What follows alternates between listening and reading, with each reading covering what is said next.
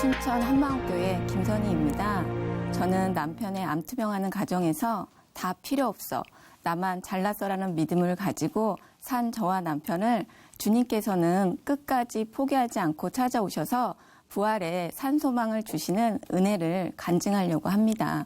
저는 평범한 가정에서 평범한 일상을 보내는 중에 고2 때 엄마의 자궁암 소식을 듣게 되었어요.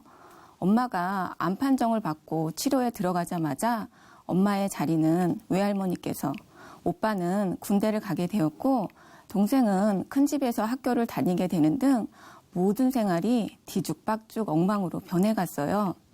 제가 고등학교를 졸업한 후에도 제 뜻과 상관없이 저는 엄마의 보호자로서 집과 병원을 오가면서 간병을 하게 되었는데요. 제 친구들은 대학 새내기가 되어서 대학 캠퍼스의 자유를 만끽하는 가운데 저는 첫 성인으로서의 인생의 시작을 세상에서 가장 사랑하는 사람의 죽음을 마지막으로 보게 되는 것으로 시작하게 되었습니다. 저는 하나님은 세상에서 가장 사랑하는 엄마를 데려가시는 것으로도 부족해서 지난날 저와 같이 제 아들이 고2 무렵에 남편이 췌장암 6개월 선고를 받게 되었어요. 저는 저와 같이 부모가 암으로 돌아가시는 모습이 제 아들에게도 대물림되어 암으로 죽어가는 모습을 제 아들에게 보여줘야 함에 불행의 운명이 되풀이 되는 것에 대해 하나님께 이를 악물고 따지며 묻게 되었어요. 왜 이리 저에게 잔인하세요? 제 가족에게 어떻게 이렇게 하실 수 있으세요? 등 수많은 질문을 하며 하나님에 대한 원망과 비통함을 마음 깊이 새기게 되었습니다. 저는 하나님에 대한 원망과 분노를 품고 세상적인 방법을 총동원해서 인간적인 노력으로 남편과 암을 이기려고 했어요. 그런 저와 남편을 지켜본 동생은 교회 지인들을 통해 복음을 전해주려 하였지만 저는 비아냥거리면서 야, 너만 믿어. 너한테만 좋은 하나님이지 뭐 하며 믿기를 거부하면서 동생이 주일마다 교회에 다니는 것조차 못마땅해 여기며 구박까지 한 적도 있었습니다. 이렇게 애쓰고 노력해서 그런지 몰라도 차츰 남편의 병은 좋아지기 시작했어요. 어느새 다 나은 것처럼 남편은 더욱더 예전보다 미술 부장으로 학교 일과 운동을 미친 듯이 했고요. 저 또한 하나님께 보란 듯이 일에 파묻혀 새벽 4시에 일어나서 밤 12시까지 하루하루를 바쁘게 살면서 철저하게 세상적인 방법으로 살았습니다. 그런데 어느 날이었어요. 남편이 옷을 갈아입는데 유독 남편의 배가 몸에 비해 심하게 부은 것이 눈에 띄었어요. 운동도 열심히 하는데 살도 안 쪘는데 왜 배만 부어 보이지?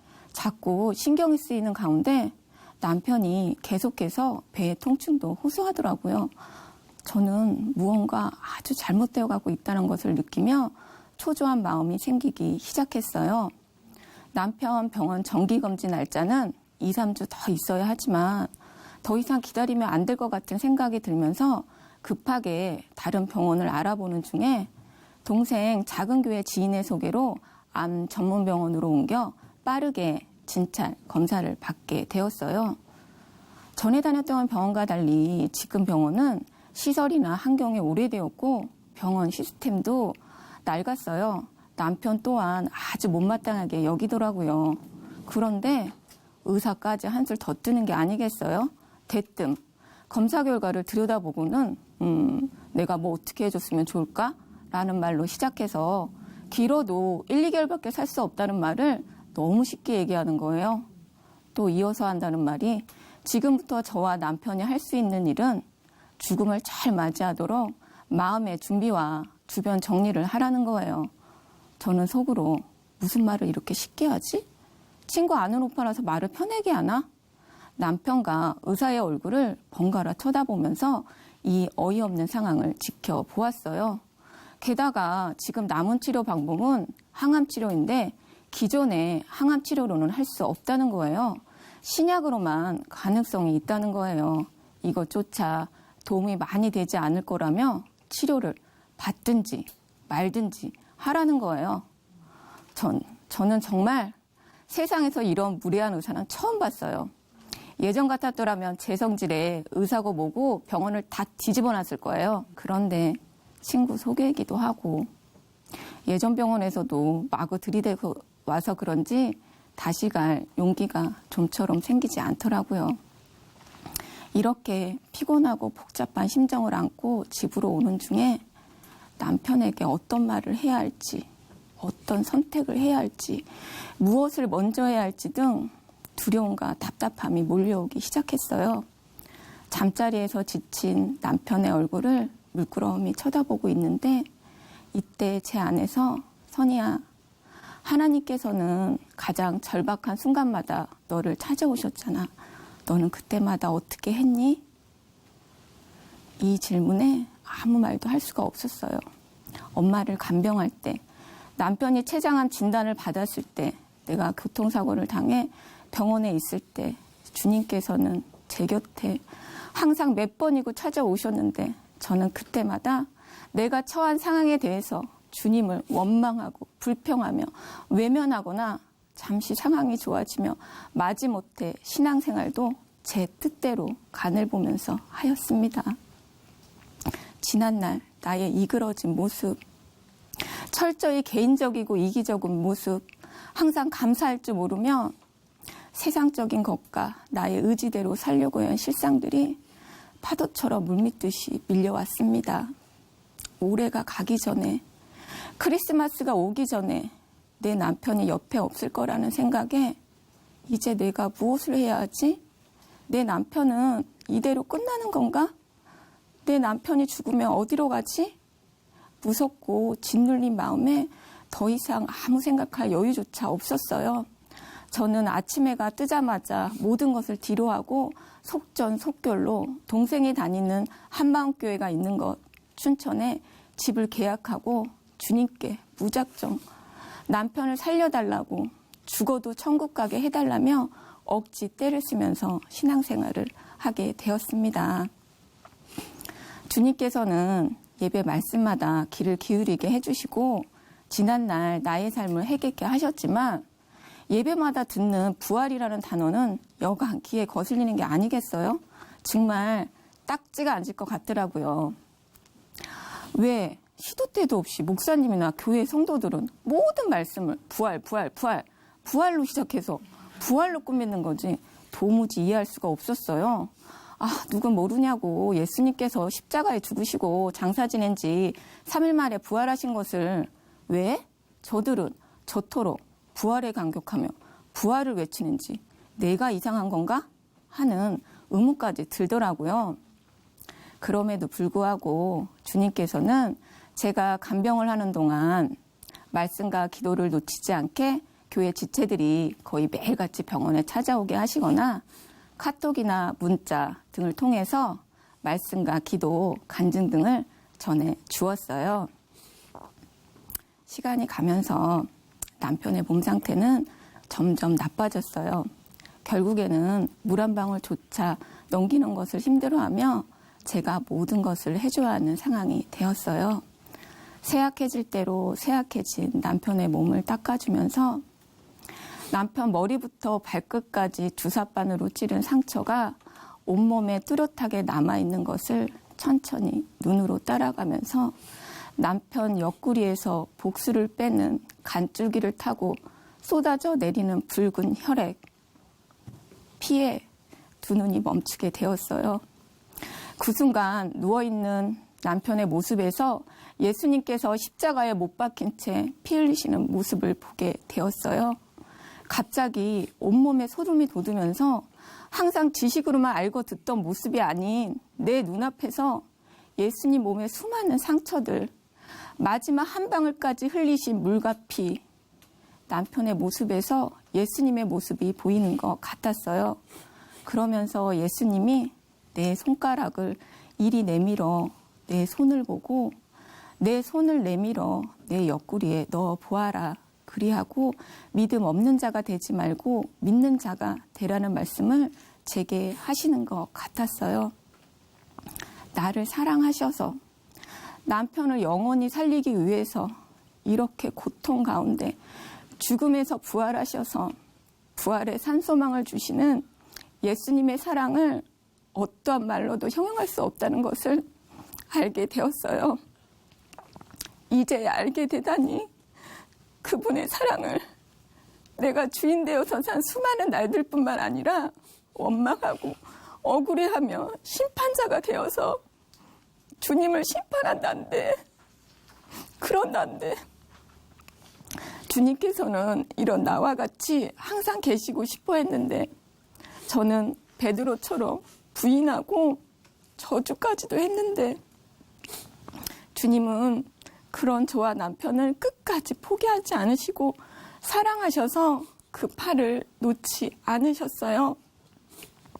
저는 이제서야 비로소 내가 여태까지 철저하게 주인된 죄, 예수님을 믿지 않던 죄를 그 자리에서 회개하고 예수님을 나의 진정한 주인으로 영접하게 되었습니다.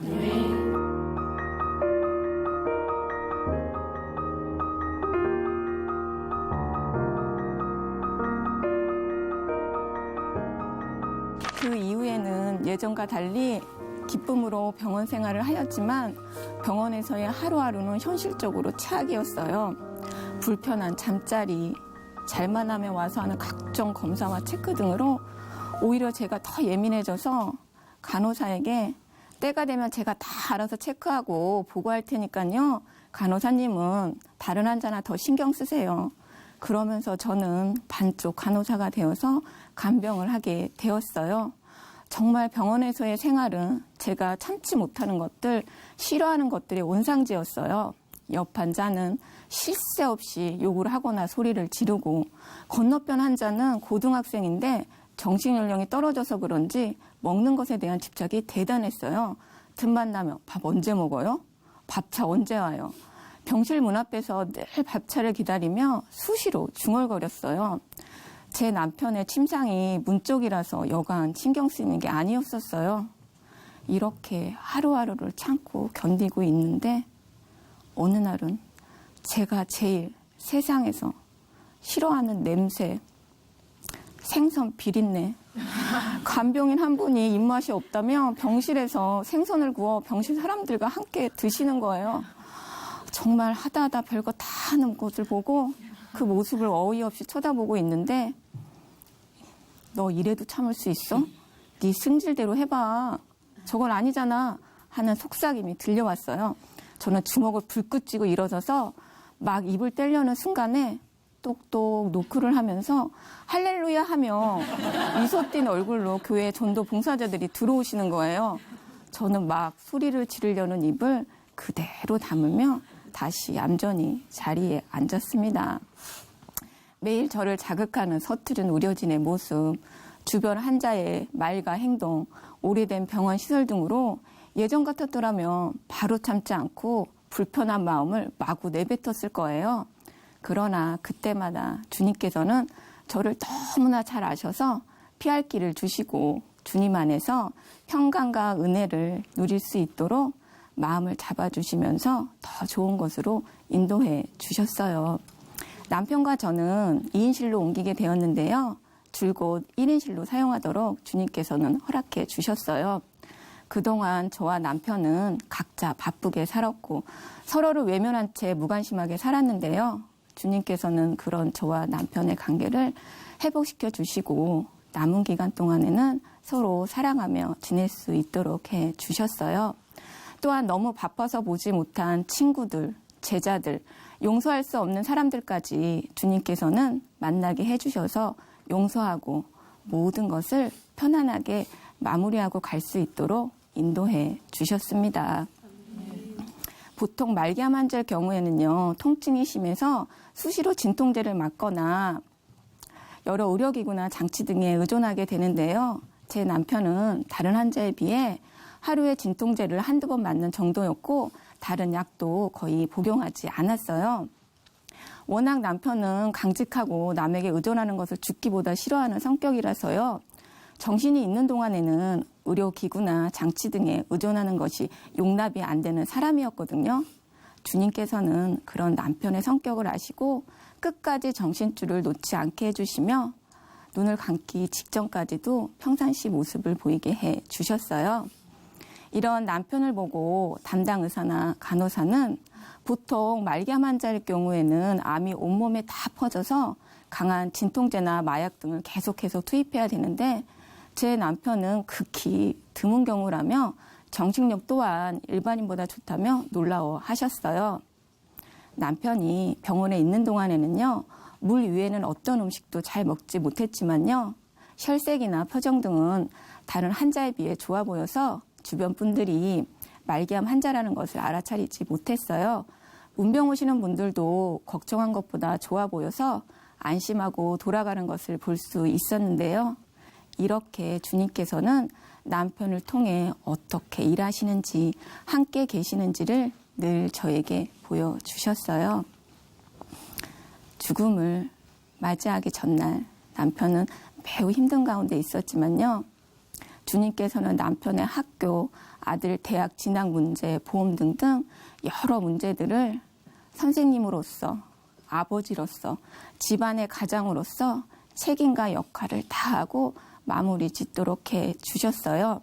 마지막으로 가족과 인사를 하며 아들에게는 평생 아버지로서 해 주어야 할 이야기를 하고 꼭 안아주고 나서야 비로소 눈을 감았습니다.